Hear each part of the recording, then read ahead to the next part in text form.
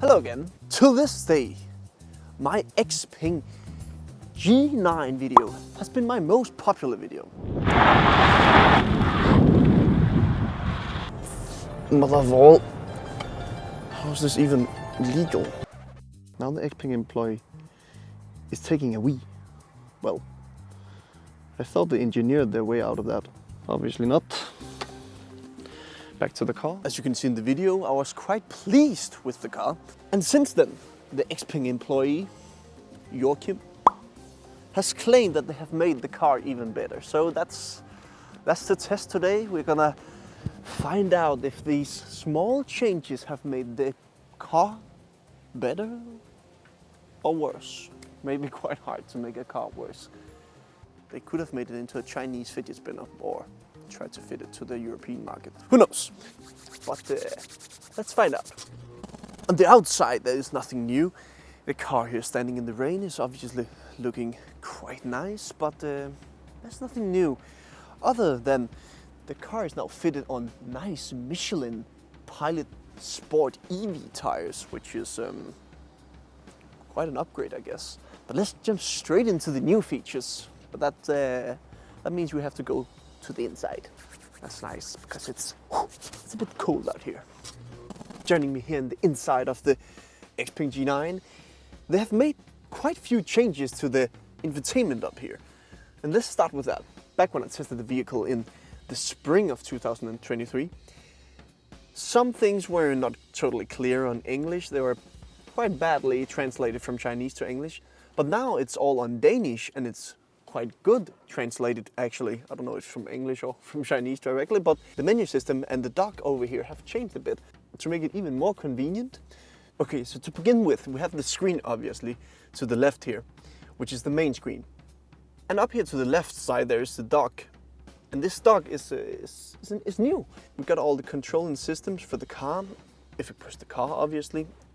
And in that menu you also got the different drive modes. And something that is totally new is that in køretilstand in Danish, which is drive modes in English, is that we have some new drive modes, or we have one new drive mode.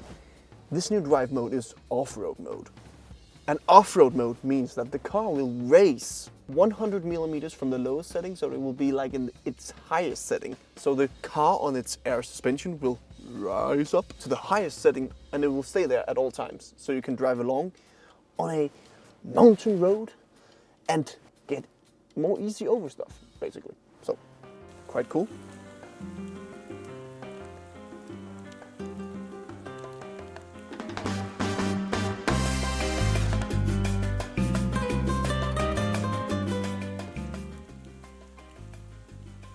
And the off-road mode will obviously also display itself in the gauge cluster screen, if you can call it that. Something that is also new here on the passenger screen is the infotainment array here of Spotify and YouTube and Disney Plus and Apple TV. There's no Netflix for now, but so maybe they will be implemented in the future, I don't know. But something you may also spot here in the passenger display is the makeup. And what does that mean? If you push it, it will bring you into a makeup menu. And in this menu, you can push the set seat position to makeup and it will push the seat forwards. And the idea is you take the sun visor down, take this small lid off, and it will, hello, display this very nice mirror up here with extra lighting. And you can control the lighting. You can control it in brightness, but you can also control it now in different color temperature. You can make it more white or you can make it more warm. So you control the white balance. It's not insane. Like we're in a car and you have a makeup mirror. Charles or Joachim, you can take me to the Met Gala now. I'll be waiting here. Where the fuck is this guy? And where's my coffee? He still didn't bring my coffee. You actually owe me one, I guess, for the last time. Okay, now driving the Xpeng G9 again, and it was almost a half a year ago I drove the Xpeng G9 the last time, and is there any changes and improvements here over time? Your question is obviously, is the acceleration still absolutely insane? Yes, that's ridiculous. Like, Like what? How is this much power getting normal? I don't understand it. It's like, wow.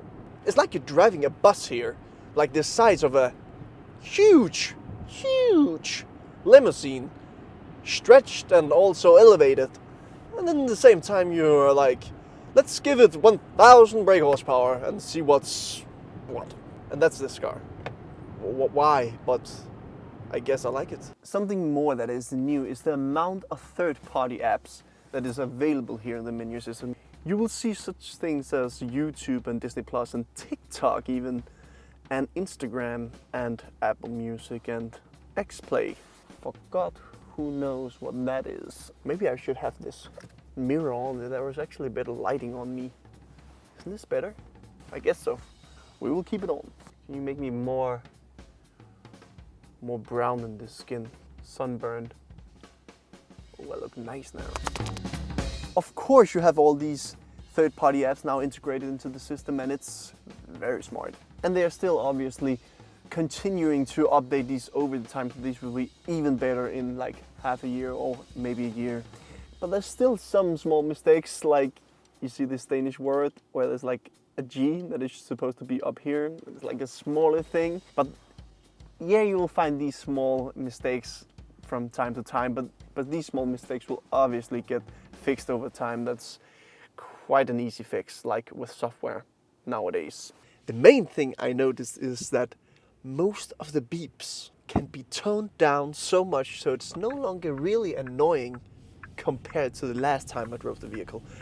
It's really European now, so it's not annoying in any way. Unfortunately, there is a European rule I learned that you have to turn off the driver focus to the road or something. There's a camera up here that is like keeping an eye on you if you're looking out on the road or if you're looking to the right here. So if, for example, if I look much to the right, it will come on.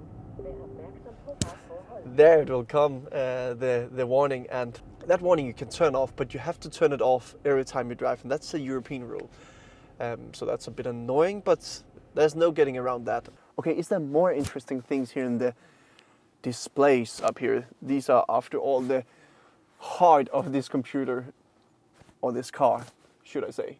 Okay, this light is totally getting necessary because it's so dark now. Okay. Something that is also new here in the displays is the guidance to the Xpeng helper here, or what you can call it, the voice assistant. And if you push that, you can see all different kinds of commands you can give it under the navigation or under the car controls, on the music or the climate system. You have all these different things you can say to the car, and it will respond to that and do different things. And that is pretty smart, so you can learn how to actually use the car properly. I'm sitting here in this makeup mirror, and there's only light right here, and the rest of the cabin is dark. So we'll take a break till tomorrow and then continue from there. It's now the next day and I want to test my favorite new feature of the G9. You may be wondering why I have all these clothes on. And I'm just trying to fit in with the character of the G9 here in the woods, because we're gonna look at the camping mode. So I'm all here dressed up and ready to kill basically. And I can almost say the same about the Xpeng. It looks great here in the fall in Denmark, here in the woods with the leaves on top and the all greasy and muddy front here. But let's take a look at the new camping feature here in the Xpeng G9. This might surprise you. You just have to admire this vehicle from the side. It just looks great, and even better here with the mud on. I wish every Xpeng G9 was like this, but I don't think that most Xpeng G9 users will use the car like this, but I guess it's nice that they know they can do stuff like this. But yeah, it's like the G-Wagon. Nobody would actually do it, but I'm here for you, so I will obviously do it. And with that, we're also going to test the off-road feature, of course, because we're in the woods, right? So if you join me around the back here, if you open the boot here, or the rear hatch, or what you would call it, you can see inside here that we have a mattress already inflated. And on this mattress, you can lay 2 people. We have 2 sleeping bags here. And what you basically would do is, you take this mattress, put it in the plug back here, and that's it. Pretty easy installment. I'll now demonstrate how it works. Okay, so now we can try to inflate it. I pushed the wrong button, obviously. Okay, now it started. Stop the timer. This is like a Formula 1 pit stop, right?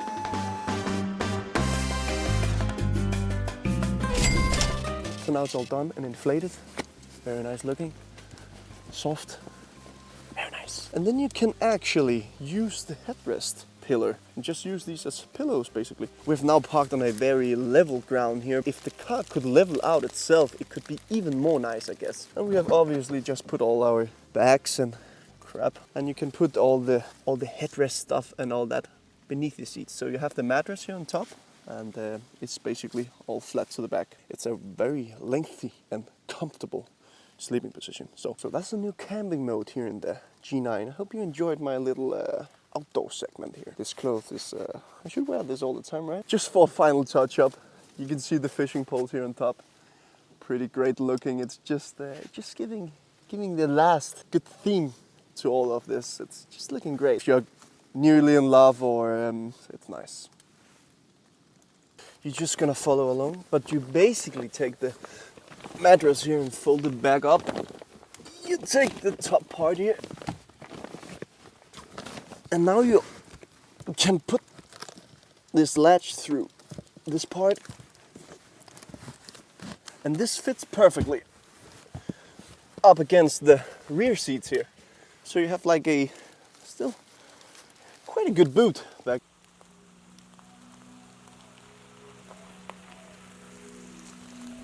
And now we are driving. We are of course going to try the off-road mode, and the car will raise itself, and now it will stay in that position when you drive, and you can just like more easily get over stuff. And if there's a branch or a rock in the road, you can more easily drive over it, I guess. So pretty smart also. Is there still improvements to be made? Yes, there's always small improvements to be made. It's like yesterday I set the navigation to a point, and the language and the navigation suddenly changed to like to Chinese, all of it, and I couldn't understand any of it.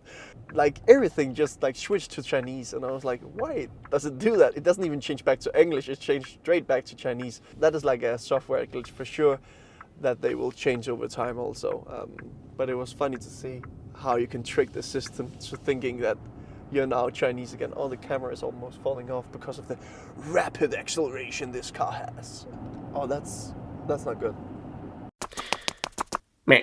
But driving here on the motorway, I'm not trying the full autopilot, and the full autopilot is great, but like compared to the best in the business, which is Tesla at the moment, they still have a bit of work to do. It's best on like the highways and like bigger roads. In the town it will get very jerky. You can see it's definitely improving over time, because the last time I tried it, it was not great, but it's getting better. But otherwise, the cabin here and just the overall feeling of this vehicle, this is like such... If I was German and I worked for BMW or Mercedes or Audi, I would be a bit scared of this vehicle, because this vehicle shows how far you can get with so little time and for a lot cheaper than the Germans. This is a hell of a lot cheaper than all of the German competitors. Like not even like a bit cheaper, like we're talking like half the price, or like more, like 1/3 of the price if you're comparing to like Range Rover or like a big Mercedes G-Class or something like that. So it's an incredible hard time, I guess, for the German manufacturers to look at these cars and just like, how can we compete with this? This car has everything you can think about. It has a goddamn makeup mirror. What? That is like insane. And you can watch movies while you drive, and you can connect your headset on this passenger screen, and all the seats got heated and ventilated seats and massage in all the seats, and I can continue with all these features. And the main one we tested is the bed, the double bed in the back, where I went full survival mode, and I was a bit of a beast. Very good looking, I guess. Continuing the beast theme here, I actually tried out the external power source this car has, where I put this adapter in and filled up my kettle from my kitchen with fresh fitness water, and from there plugged it in and then started the power source in the car, waited for the boiling, and then voila, you got yourself 1 liter of coffee in this beautiful pink mug. If there was one thing I should mention, is like from time to time you can really feel that it's a heavy vehicle, right?